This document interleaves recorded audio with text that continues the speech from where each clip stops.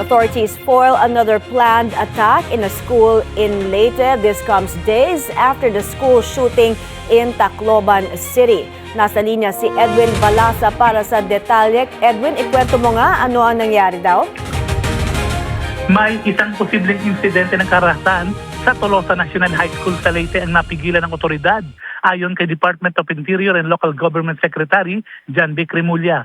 Sa press briefing sa Campo Crame kanina, sinabi ni Remulla na nakatanggap sila ng impormasyon mula kay Senador Bam Aquino sa posibleng pangraratrat sa Tolosa National High School. Ayon kay Remulla, agad nilang pinaberipika ang tip at nakumpirma nila na ito, isang 14 anyos na dalagita umano ang nasa likod ng plano na gumagamit ng multiple social media account at napag-alamang may personal at family problem. Napag-alaman din na naglalaro ito ng Gorbax. Hinala ni Remulla, gustong gumawa ng copycat crime ng minor de edad matapos ang malagim na insidente sa San Jose National High School.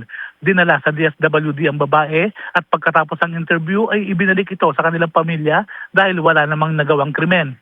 Samantala, nanawagan si Remulla sa mga mambabatas na gumawa ng bagong batas na pangangalaga ng armas. Dapat din umanong repasuhin ang implementation rules and regulation sa pagmamayari ng armas. Naniniwala din si Remulla na dapat permanente ng maban ang Gore-Tex at iba pang mararahas na laro dito sa Pilipinas. May? So Edwin, ano pa ang nalalaman nila tungkol dito sa minor, dito sa 14-year-old grade 10 student from Tolosa National High School?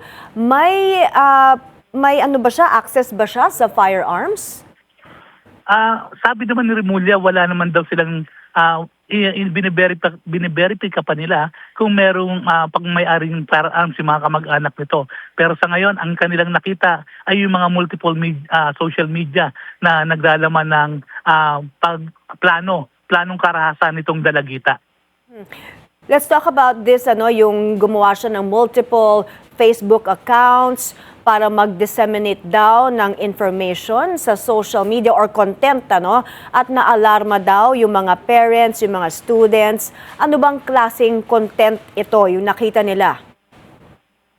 Ang content dito is parang yung larong Gorbax at saka yung iba pang mararas na laro dito sa Pilipinas na ang tema is yung barila na parang napakadaling pumatay ng tao kung titignan sa mga video games. Ito ang context na gustong ipahayag ng dalagita. Kaya ito ang ginawa niya sa mga social media account niya na iba't ibang pangalan. May? Okay, isa na lang Edwin, nasa na yung dalagita ngayon at may pahayag na ba, may statement na ba from the school, the Tolosa National High School? Sa ngayon, wala pang statement ang Tolosa National High School at ang dalagita ay pinauwi muna sa kanila dahil wala namang kasong isinampa laban dito. Alright, maraming salamat Edwin Balasa, nag-uulat.